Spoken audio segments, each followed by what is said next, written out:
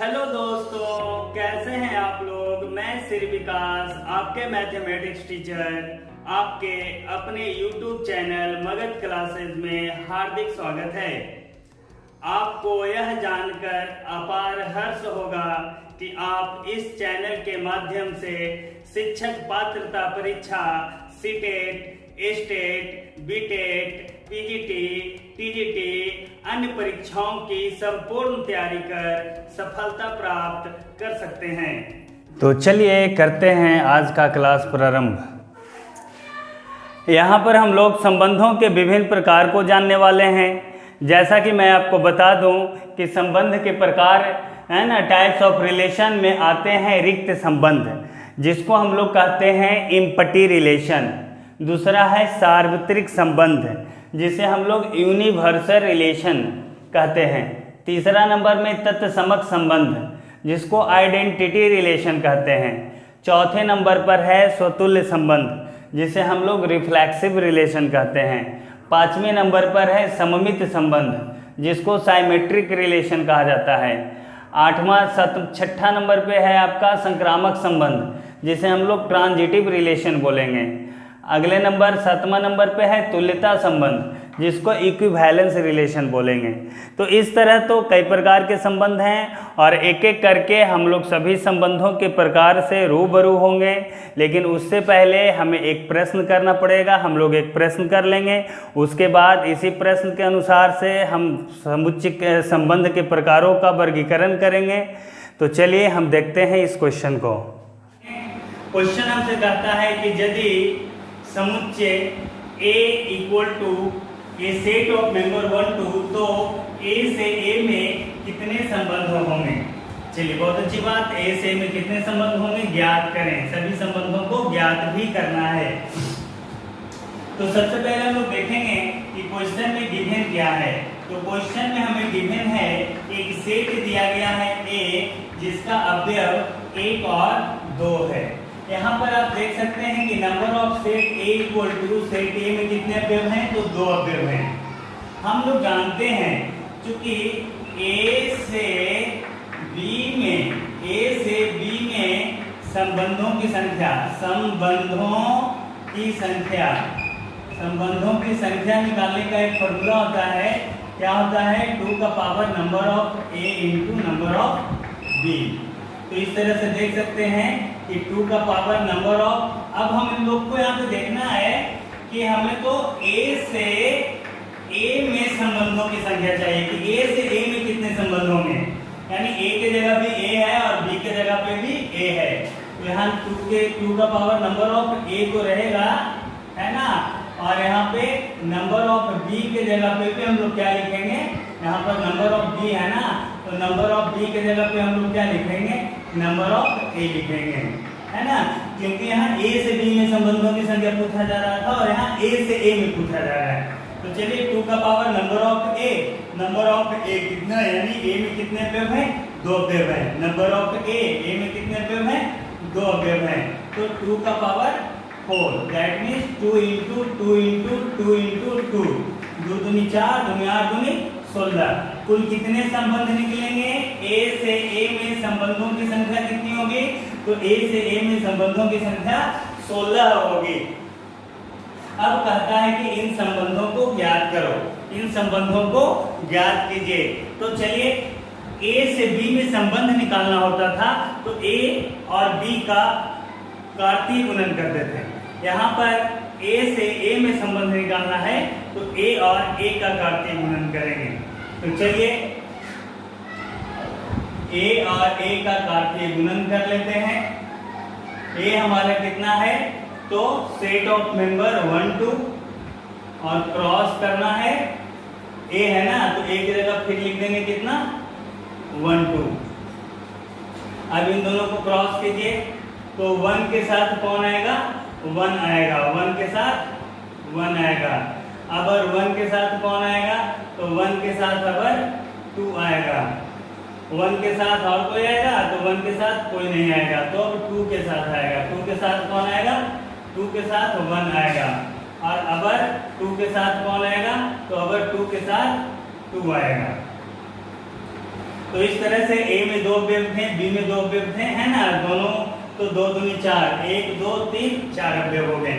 इस तरह से हमने ए और ए का कार्तीय गुणन कर लिया। हमें अब संबंध निकालने हैं। तो ए से बी में संबंध निकालना होता था, तो ए क्रॉस बी का उपसमुच्चय निकालते थे। यहाँ पर ए से ए में संबंध निकालना है, तो ए गुना ए जो आया है इसका उपसमुच्चय निकालेंगे। रिलेशन फ्रॉम ए टू ए से ए में रिलेशन चाहिए, तो इसके लिए हमें क्या करना पड़ेगा, ए इंटू ए का उपसमुच्चय निकालना पड़ेगा, उपसमुच्चय निकालना पड़ेगा। और इस तरह से देख सकते हैं कि टोटल उपसमुच्चय कितने आने वाले हैं, 16 आने वाले हैं। सबसे पहला उपसमुच्चय कौन होता है हमारा, तो सबसे पहला उपसमुच्चय होता है फाइव। उसके बाद इसमें से किसको लिख देंगे, 1 1 को लिख देंगे, है ना। 1 1 जो पेयर ऑर्डर है इसका एक समुच्चय बना लेंगे। अब 1 2 जो पेयर ऑर्डर है इसका एक समुच्चय बना लेंगे। 1 2 जो पेयर ऑर्डर है इसका एक हम लोगों ने क्या बना लिया, समुच्चय बना लिया। अब 2 1 जो पेयर ऑर्डर है इसका एक समुच्चय बना लीजिए। 2 1 जो पेयर ऑर्डर है ना इसका एक समुच्चय बना लीजिए। अब कौन बच गया, 2 2 बच गया। तो ये जो 2 2 है ना पेयर ऑर्डर, इसका भी एक क्या बना लीजिए, समुच्चय बना लीजिए। इस तरह से हम लोग देख सकते हैं कि एक पेयर ऑर्डर का अब और उपसमुच्चय नहीं बनाया जा सकता है। तो अब हम लोग 2 पेयर ऑर्डर वाले उपसमुच्चय को बनाएंगे। तो अगर हम लोग क्या करेंगे कि ये जो सबसे पहला हमारा पेयर ऑर्डर 1 1 है उसके साथ 1 2 को रख लेंगे। 1 1 के साथ किसको रख लेते हैं, 1 1 के साथ 1 2 को रख लेते हैं। अगर 1 1 के साथ 1 2 आ चुका है तो 1 2 के बाद कौन है, 2 1। तो अगर 1 1 के साथ किसको रखेंगे, 2 1 को रखेंगे। 1 1 के साथ किसको रखना है, 2 1 को रखना है। अगर 1 1 के साथ किसको रखेंगे, तो 2 1 के बाद कौन है, तो 2 1 के बाद 2 2 है। तो 1 1 के साथ अगर किसको रखेंगे, 1 1 के साथ अगर किसको रखना है, 2 2 को रखना है। अब आगे देखिए कि क्या 1 1 के साथ 2 2 के आगे भी कोई है, नहीं। तो 1 1 के साथ अब कोई आने को तैयार नहीं है। तो अगर 1 1 की पोजीशन बढ़ेगी 1 2 पे जाएगी, और 1 2 के साथ अगर कौन आएगा, 2 1। 1 2 के साथ कौन आएगा, 2 1।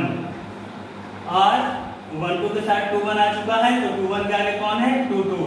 यानी 1 2 के साथ अगर कौन आने वाला है, 1 2 के साथ अगर आने वाला है 2 2, है ना। और 1 2 के बाद कौन है, तो 1 2 के साथ 2 2 के बाद आने के लिए कोई तैयार नहीं है ही नहीं, तो आएगा कौन। तो 1 2 के बाद अब पोजीशन चली जाएगी किस पे, 2 1 पे, और 2 1 के साथ कौन आएगा, 2 2 आएगा। तो चलिए अब 2 1 के साथ किसको लिख देते हैं, 2 2 को लिख देते हैं। क्या 2 1 के बाद 2 2 के बाद और कोई आने के लिए तैयार है 2 1 के साथ, तो नहीं। और फिर 2 1 की पोजीशन आगे बढ़ेगी तो 2 2 के साथ आने के लिए कोई है ही नहीं। यानी अब हम 2 पेयर्स ऑर्डर का हम लोग अब सेट नहीं बना सकते हैं। तो अब हमें 3 पेयर ऑर्डर के सेट बनाने होंगे, सबसेट बनाने होंगे। तो सबसे पहले तो हम इन दोनों के साथ इसको रख लेते हैं, किसके साथ, 1 1 1 2 के साथ किसको रख लेते हैं, 2 1 को रख लेते हैं। चलिए इन दोनों के साथ 2 1 आ चुका है, तो इन दोनों के साथ अगर कौन आएगा, 2 2। दैट मीन्स 1 1 1 2 के साथ कौन आएगा, 2 2 आएगा। इस तरह से देखिए कि 1 1 1 2 के साथ 2 2 आ चुका है, और 2 2 के बाद आने के लिए कोई है नहीं। यानी इन दोनों के साथ अब आने के लिए कोई तैयार नहीं है। तो इसकी पोजीशन जो है आगे बढ़ा दीजिए। यानी 1 1 2 1 के साथ अगर किसको रख लेंगे, 2 2 को रख लेंगे। 1 1 2 1 के साथ किसको रख लेते हैं, 2 2 को रख लेते हैं। चलिए अब इन दोनों के साथ इसके आगे आने के लिए कोई है नहीं, तो हम लोग क्या करेंगे कि अब इसकी पोजीशन आगे बढ़ा देते हैं। तो 1 1 1 2 1 2 1 2 सॉरी 1 2 और 2 1 के साथ कौन कौन आएगा? 2 2 1 2 2 1 1 2 2 1 के साथ कौन आएगा? 2 2 आएगा। तो इस तरह से देख सकते हैं कि ये तीनों जो है पेयर ऑर्डर जो जाकर कॉर्नर में चिपक चुका है और तीन पेयर ऑर्डर का सेट बनाने के लिए अब आगे नहीं बनाया जा सकता है। तो इस तरह से अब हम लोग अगले सबसेट में चारों पेयर ऑर्डर को रख लेंगे।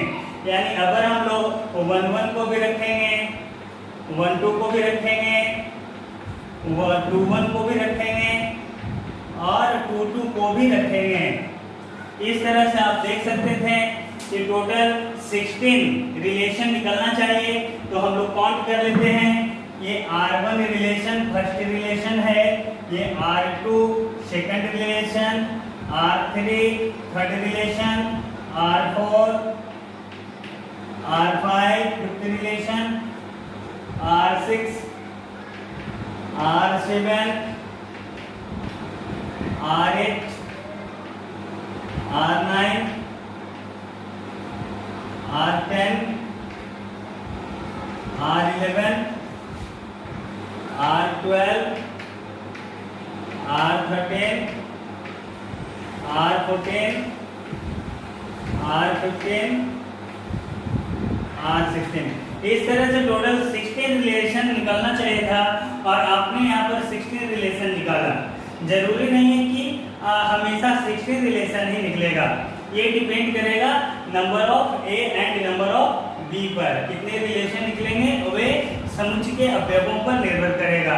यहाँ जो हमारा समुच्चय दिया गया था जिसमें 2 अवयव थे, उसके लिए हमारा कितने रिलेशन निकले? 16 रिलेशन निकल चुके हैं। ये 16 जो है रिलेशन है। अब हमें देखना यह है कि कौन सा रिलेशन किस टाइप के रिलेशन के अंतर्गत आता है। तो चलिए अब हम लोग टाइप्स ऑफ रिलेशन को जानेंगे। चलिए तो अब हम लोग संबंधों के प्रकार को सीखते हैं। सबसे पहले हम लोग बात करेंगे रिक्त संबंध की, जिसे हम लोग इम्पटी रिलेशन कहते हैं। सबसे पहला है हमारा रिक्त संबंध।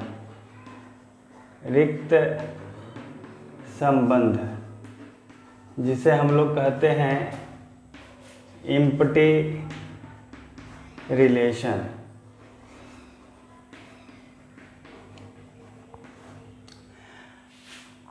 कहा जाता है कि यदि r इक्वल टू 5 हो, r इक्वल टू 5 हो तो ऐसे रिलेशन को हम लोग रिक्त संबंध इम्पटी रिलेशन कहते हैं। जरा देखिए कि यहाँ पर जो 16 रिलेशन है उसमें से कौन 5 के इक्वल है। तो आप देख सकते हैं कि R1 जो पहला रिलेशन है वो 5 के इक्वल है, यानी R1 आपका क्या हो गया? इम्पटी रिलेशन हो गया। चलिए अब दूसरे नंबर पे हम लोग बात कर लेते हैं सार्वत्रिक संबंध की। सार्वत्रिक संबंध के, जिसको कहा जाता है यूनिवर्सल रिलेशन। यूनिवर्सल रिलेशन कहा जाता है कि यदि R equal to A into B हो तो ऐसे रिलेशन को सार्वत्रिक संबंध यूनिवर्सल रिलेशन कहते हैं। R equal to A into B, तो यहाँ तो हमारा a इंटू बी नहीं मिलेगा क्योंकि यहाँ a से a में हमने रिलेशन निकाला है, तो यहाँ हमारा a इंटू ए रहेगा। a इंटू ए में कितने पेयर्स हैं? तो a इंटू ए में 4 पेयर ऑर्डर्स हैं। तो आप देखो कि ऐसा कौन सा रिलेशन है जिसमें a गुना a यानी ये चारों पेयर ऑर्डर मौजूद हो। तो आप देखिएगा कि यहाँ पे R16 है जिसमें जो a इंटू ए के बराबर है। R16 जो है a इंटू ए के बराबर है। R16 गौर से देखिए तो a इंटू ए के बराबर है। एग्जाम्पल में दे सकते हैं R16 because R16 is equal to a into A. तो सबसे पहले तो हम लोगों ने जाना रिक्त संबंध है ना, इम्पटी रिलेशन जो 5 के इक्वल हो। जैसे पहला रिलेशन हमारा इम्पटी रिलेशन था। और दूसरा हम लोगों ने सीखा सार्वत्रिक संबंध, यूनिवर्सल रिलेशन। तो यूनिवर्सल रिलेशन आपसे कह रहा है, यूनिवर्सल रिलेशन कह रहा है कि जिसमें ऑल मेंबर्स हों, है ना। तो a इंटू बी के बराबर हो, a इंटू ए के बराबर हो। तो a इंटू ए में 4 अवयव थे, तो a इंटू ए 4 अवयव वाले R16 है। तो R16 हमारा कैसा रिलेशन हो गया? तो R16 हमारा सार्वत्रिक संबंध, यूनिवर्सल रिलेशन हो गया। तो इस तरह से 2 रिलेशन के बारे में हम लोगों ने सीखा। तीसरे नंबर पे हम लोग सीखेंगे तत्समक संबंध के बारे में। तत्समक संबंध, जिसको अंग्रेजी में कहते हैं आइडेंटिटी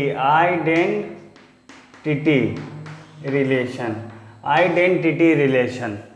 कहा जाता है कि किसी रिलेशन का मेंबर हो ए बी, किसी रिलेशन का मेंबर हो ए बी और ए बी दोनों इक्वल हो, तब ऐसे कंडीशन में जो है ना कहलाएगा क्या? तत्समक संबंध। थोड़ी बात को समझते हैं। आर का मेंबर ए बी हो और मेंबर के अंदर जो ए बी है वो आपस में इक्वल होना चाहिए। तो यहाँ देखते हैं R1 की बात नहीं कीजिए, R2 की बात कीजिए। तो अंदर में ए बी है और ए बी दोनों अगल का पिछल का ए बी दोनों इक्वल है। यहाँ देखिए तो ए इक्वल है ना, तो इक्वल है तो यह तत्समक संबंध में आएगा। एग्जाम्पल 3 देखते हैं। तो एग्जाम्पल 3 में 1 2 है, यानी इसका आगे वाला ए बी दोनों इक्वल नहीं है। रिलेशन 4 में देखा जाए तो इसमें 2 1 है, ए और बी दोनों आपस में इक्वल नहीं है ना। रिलेशन 5 में देखा जाए तो ए बी है और ए बी दोनों आपस में इक्वल है, 2 2 दोनों में इक्वल है ना। जैसे R2 में, R5 में, और देखिए R6 में तो ये दोनों इक्वल है लेकिन ए इक्वल नहीं है। कहता है कि यदि रिलेशन के अंदर में ए बी है तो ए और बी दोनों इक्वल होना चाहिए, तब तत्समक संबंध कहलाएगा, अदरवाइज नहीं कहलाएगा। तो यहाँ देखिए कि है 1 1 तो ए बी दोनों इक्वल है, लेकिन यहाँ देखते हैं कि 1 2 है जिसका ए बी दोनों इक्वल नहीं है, तो ये हमारा तत्समक संबंध में नहीं कहलाएगा। यानी रिलेशन के अंदर में जो पेयर ऑर्डर होना चाहिए उसका दोनों ए बी आपस में इक्वल होना चाहिए। यहाँ देखिए तो 1 1 तो इक्वल है लेकिन 2 1 इक्वल नहीं है, तो ये नहीं चलेगा। हाँ, R8 में देख लीजिए तो 1 1 इक्वल है, 2 2 इक्वल है ना, यानी है तो ए बी दोनों इक्वल वाला है। तो ऐसे रिलेशन को हम लोग क्या कहेंगे?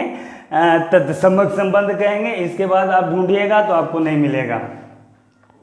तो चलिए एग्जाम्पल में हम लोग किसको ले लेते हैं? एग्जाम्पल में लेते हैं R2 को। R2 का मतलब set of member, relation of pair order 1 1, है ना। देखिए तो रिलेशन का मेंबर कौन है? 1 1 है, तो 1 आगे वाला ए और 1 पीछे वाला बी दोनों आपस में इक्वल है। ठीक इसी प्रकार से हम लोग ले लेते हैं रिलेशन, किसको ले लेते हैं? तो रिलेशन 5 को ले लेते हैं। तो रिलेशन 5 में हमारा कितना है? 2 2 है पेयर ऑर्डर। यानी रिलेशन के अंदर में जो पेयर ऑर्डर है ना उसका ए बी दोनों इक्वल है ना, ए बी इक्वल होना चाहिए, ए बी इक्वल है, तो यह हमारा तत्समक संबंध, आइडेंटिटी रिलेशन है। चलिए अगला एग्जाम्पल हमारा कौन दिख रहा है? तो नेक्स्ट एग्जाम्पल हमारा R8 दिख रहा है। R8 में देखिए जरा गौर से, तो 1 1 2 2 है ना, 1 1 2 2। कहा जाता है कि जो पेयर ऑर्डर रिलेशन के मेंबर हैं, जो पेयर ऑर्डर रिलेशन के मेंबर हैं उसका ए और बी दोनों इक्वल होना चाहिए। यदि मेंबर है तो ए बी दोनों इक्वल होना चाहिए, यदि मेंबर है तो ए बी दोनों इक्वल होना चाहिए, तब जाकर तत्समक संबंध कहलाएगा।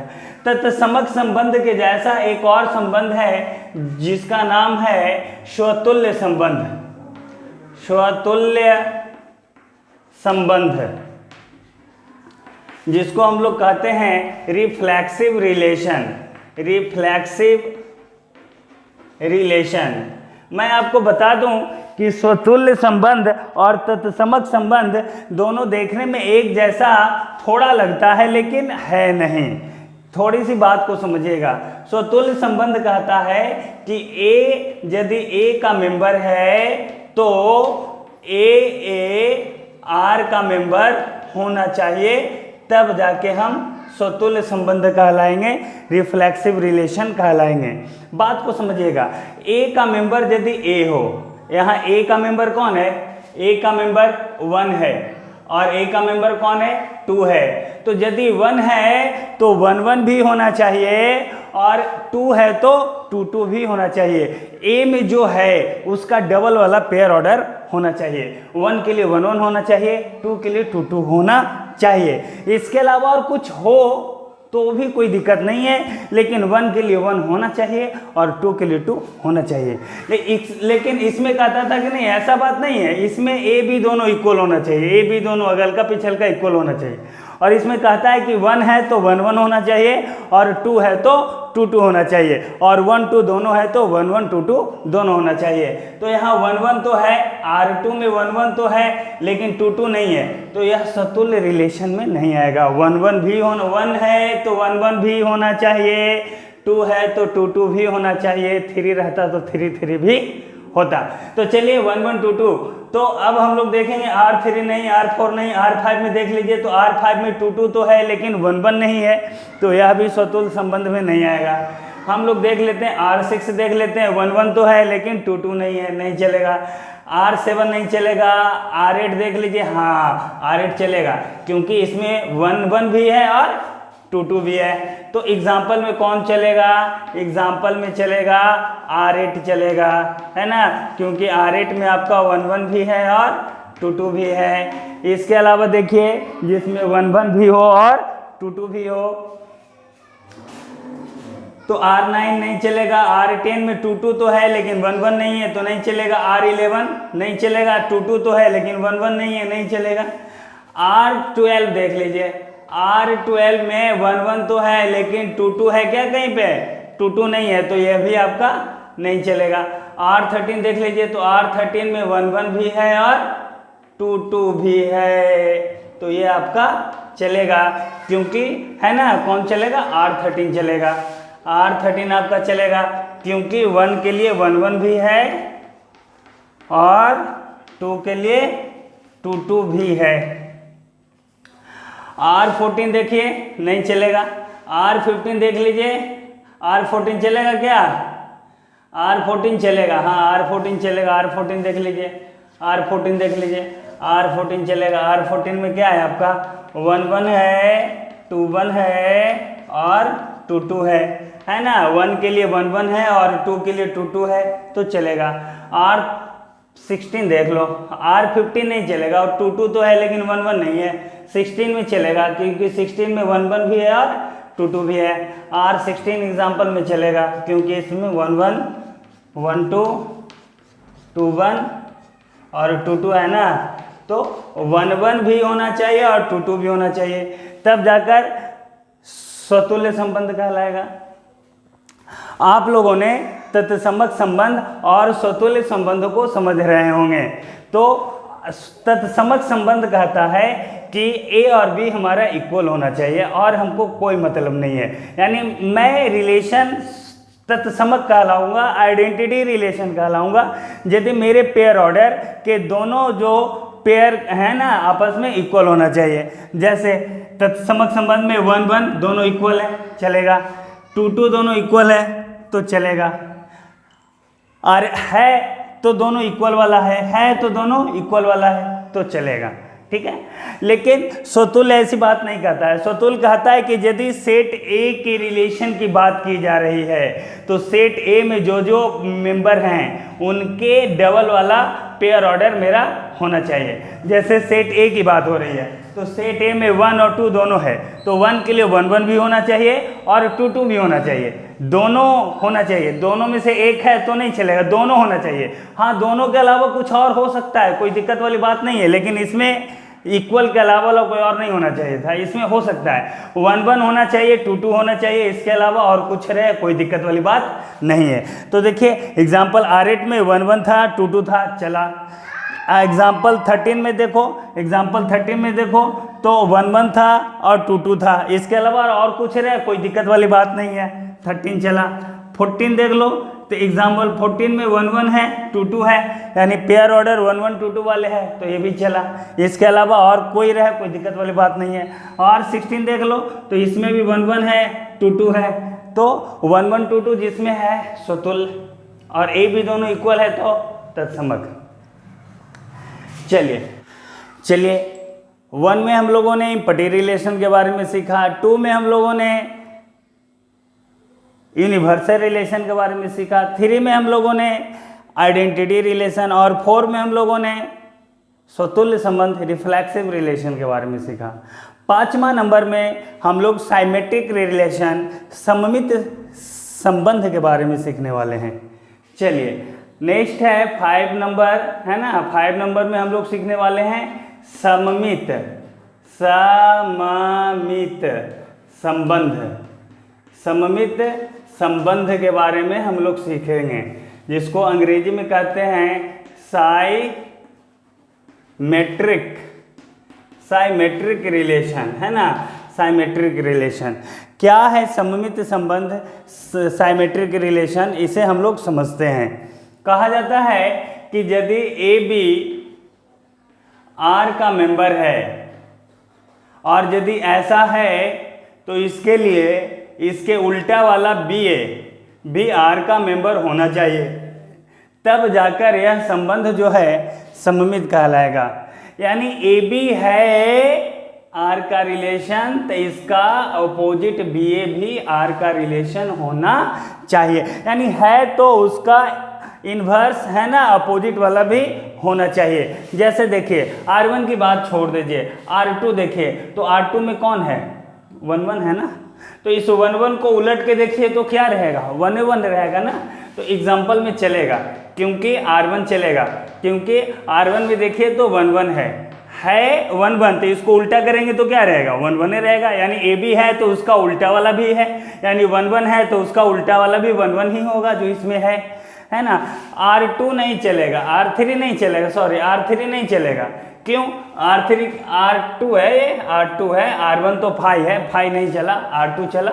R3 देखिए, R3 नहीं चलेगा, क्योंकि 1 2 तो है, लेकिन इसका उल्टा 2 1 नहीं है। R4 नहीं चलेगा, क्यों? क्योंकि 2 1 तो है, लेकिन इसका उल्टा वाला 1 2 नहीं है। हाँ, R3 चलेगा। R3 देखिए, R3 आपके एग्जाम्पल में चलेंगे। क्यों चलेंगे?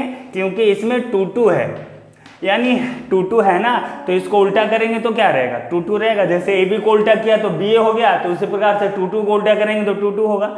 यानी कि 2 2 है तो उसका उल्टा वाला 2 2 है, यानी चलेगा ये।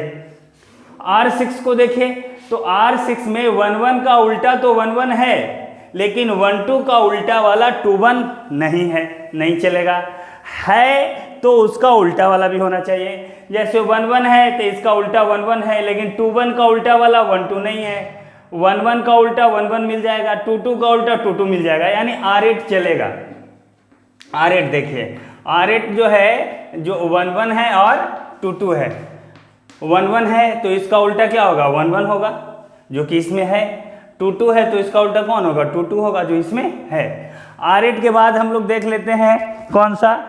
R9 देखिए, तो R9 में 1 2 है, 2 1 है। क्या लगता है आपको कि चलेगा R9? कहा जाता है कि यदि है तो उसका उल्टा वाला भी पेयर ऑर्डर होना चाहिए। जैसे 1 2 है तो इसका उल्टा वाला 2 1 होना चाहिए, 2 1 है तो उसका उल्टा वाला 1 2 होना चाहिए। यानी है तो उसका उल्टा वाला भी है तो उसका उल्टा वाला भी है। यदि कोई पेयर ऑर्डर है और उसके उल्टा वाला पेयर ऑर्डर भी है, तो ऐसे कंडीशन में ये आपका सममित संबंध कहलाएगा। यानी है तो उसका उल्टा वाला भी उसी रिलेशन में होना चाहिए। जैसे R9 हो गया। R10 देख लेते हैं, 2 1 का उल्टा, सॉरी R10 में है 1 2 का उल्टा 2 1 नहीं है तो नहीं चलेगा। 2 1 का उल्टा 1 2 नहीं है तो यह भी नहीं चलेगा। R11 के बाद R12 देख लीजिए, तो 1 1 का उल्टा 1 1 है, 1 2 का उल्टा 2 1 है, और 2 1 का उल्टा 1 2 है। यानी जो है उसका उल्टा वाला भी इसी रिलेशन में हमें मौजूद है, यानी R12 चलेगा। क्यों? क्योंकि 1 1 का उल्टा कन्वर्स 1 1 है, 1 2 का उल्टा 2 1 भी इसमें मौजूद है, और 2 1 है तो इसका उल्टा 1 2 भी मौजूद है, यानी जो है उसका उल्टा वाला है ना पेयर ऑर्डर भी मौजूद है। तो ऐसे कंडीशन में R12 भी आपका सम्मित हो गया।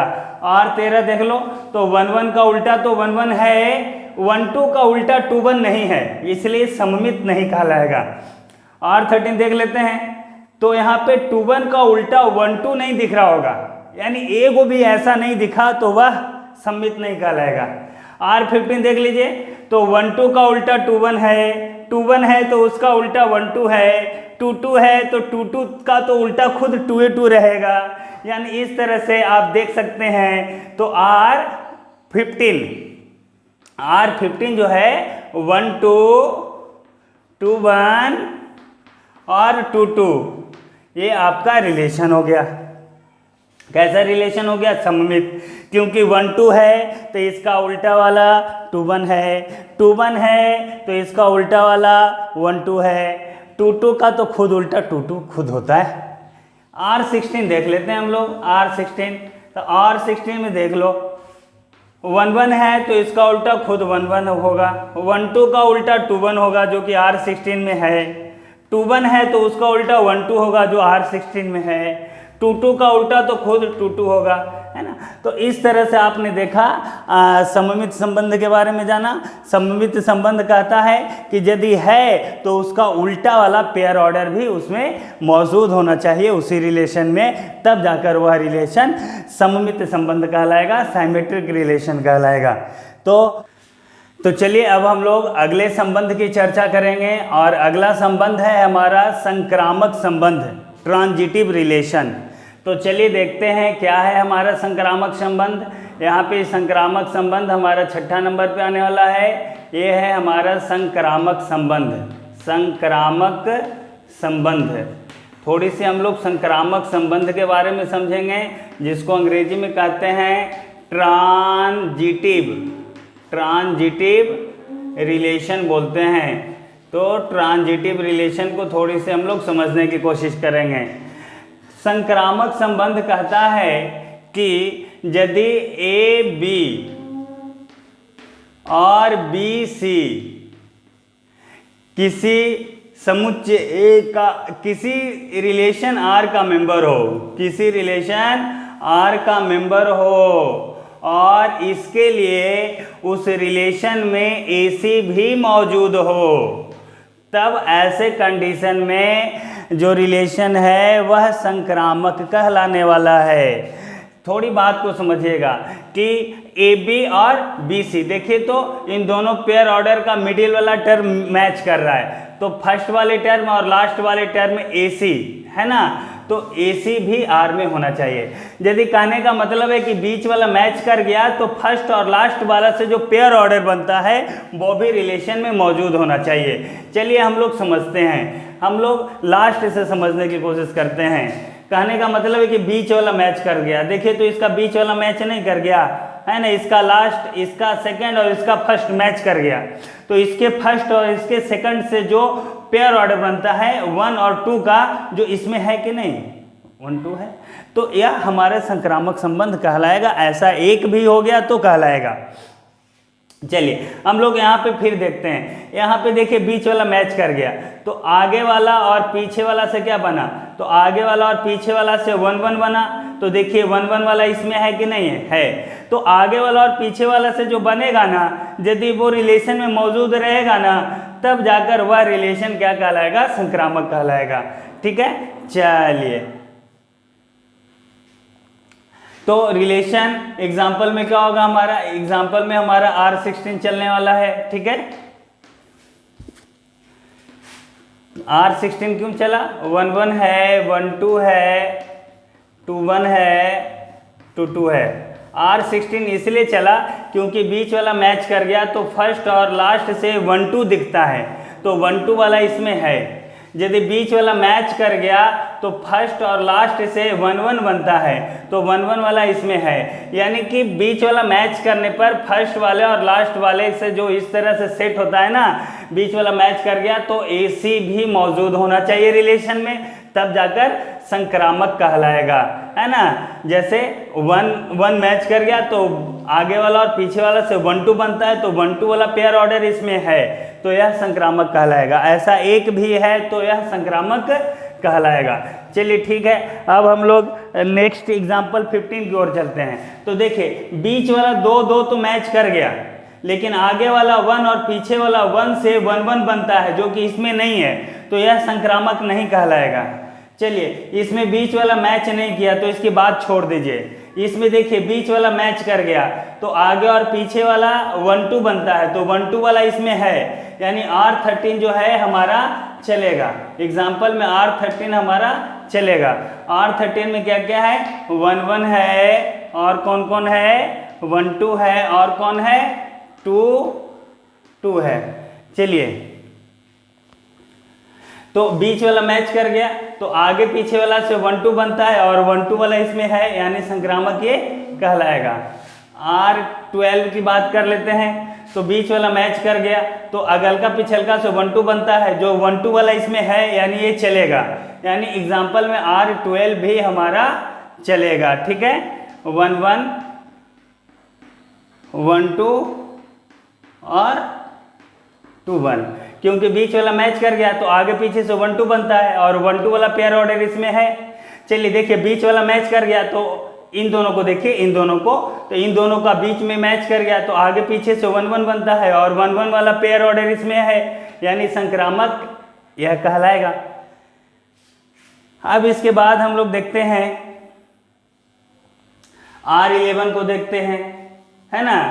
R11 को देखते हैं तो R11 में मैच नहीं कर रहा है तो इसकी बात छोड़ देते हैं। R10 में देखते हैं तो 2-2 मैच कर गया बीच वाला, तो आगे पीछे से 1-2 बनता है और 1-2 वाला इसमें है, तो R10 भी हमारा संक्रामक कहलाने को तैयार है ना। 1-2 है और 2-2 है, बीच वाला मैच कर गया तो आगे पीछे वाला से 1-2 बनता है जो इसमें है, यानी ये संक्रामक कहलाएगा। तो इस तरह से हम लोगों ने संक्रामक संबंध तक पहुँचे हैं। एक संबंध जिसकी और चर्चा हमें कर लेनी चाहिए, है ना, जिसका नाम है तुल्यता संबंध। हम लोग अब तुल्यता संबंध के बारे में जानेंगे।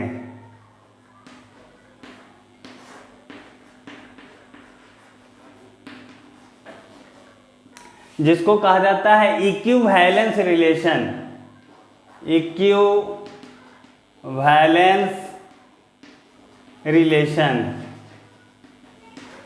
कहा जाता है कि एक रिलेशन तुल्यता संबंध कहलाता है यदि पहला वह स्वतुल्य भी हो, दूसरा उसे सममित भी होना पड़ेगा, और तीसरा उसे संक्रामक भी होना पड़ेगा। एक संबंध तुल्यता संबंध कहलाएगा यदि वे तीनों प्रकार के संबंध एक ही साथ हों, तब ऐसे संबंध को तुल्यता संबंध की दर्जा दी जाएगी। जैसे हम लोग एग्जाम्पल नंबर 16 को देखते हैं, रिलेशन 16 को देखते हैं एग्जाम्पल में। रिलेशन 16 में आप देख सकते हैं कि आपका 1-1 है, 1-2 है, 2-1 है और 2-2 है। तो सबसे पहले तो आपको चेक कर लेना चाहिए कि ये जो संबंध है स्वतुल्य है कि नहीं। तो स्वतुल्य जांच करने के लिए आपको बताया गया था कि यदि समुच्चय में जो अवयव हैं उसका डबल पेयर ऑर्डर वाला अवयव रिलेशन में मौजूद होना चाहिए। जैसे 1 है तो 1-1 होना चाहिए, 2 है तो 2-2 होना चाहिए। तो यहाँ देखते हैं कि हमारा जो R16 रिलेशन है, R16 रिलेशन में 1 दिखता है और 2 दिखता है।